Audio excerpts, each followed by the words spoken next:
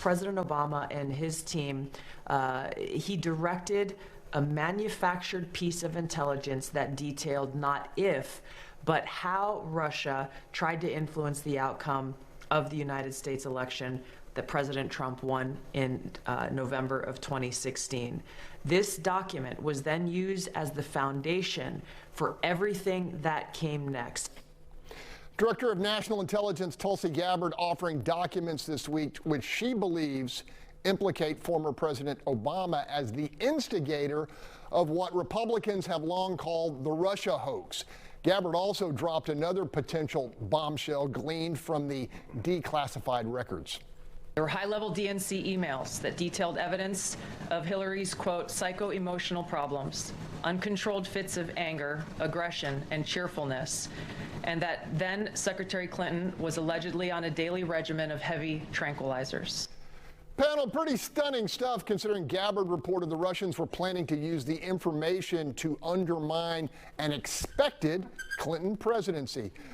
Bob, you never bit. You always thought that it was a hoax and that we had some very spirited conversations in the early days of What's Your Point? Well, in 2017, I brought this Russian doll who just happens to look like President Trump, and we talked about what was inside this whole Russia hoax thing. And basically, pardon the noise there's nothing inside.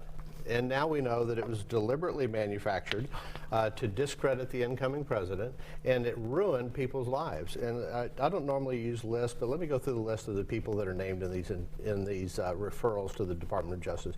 James Clapper, the former director of National Intelligence, who lied to Congress, said they didn't use this information when they clearly did. John Brennan, former CIA director. James Comey, the FBI, who also perpetrated this hoax. Susan Rice, former National Security Advisor. John Kerry, former Secretary of State. Loretta Lynch, former Attorney General. Andrew McCabe, Deputy FBI Director. And let me add Adam Shiftless Schiff to this list, the senator from California, who lied to the American people, said he had seen the evidence, the clear evidence that this had taken place when it never happened. He was looking inside this doll where there was nothing there. All right, Paul. Well, what's great is, you had the president send his personal attorney to go investigate one of the lead people who was involved in this case that they're trying to take care of.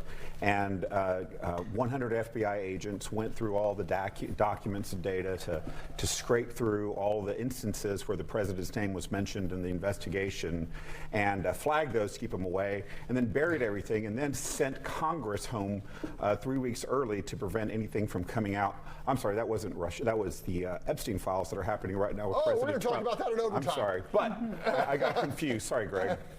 All right, go ahead, Nigel. But the problem is I have with Tulsi, and I'm not going to say this inaccurately, the massive bipartisan 2020 Senate Intelligence Committee report came to the same conclusion as the Mueller report, that there was engaged in an aggressive, multifaceted effort to influence or attempt to influence the outcome of the 2016 presidential election.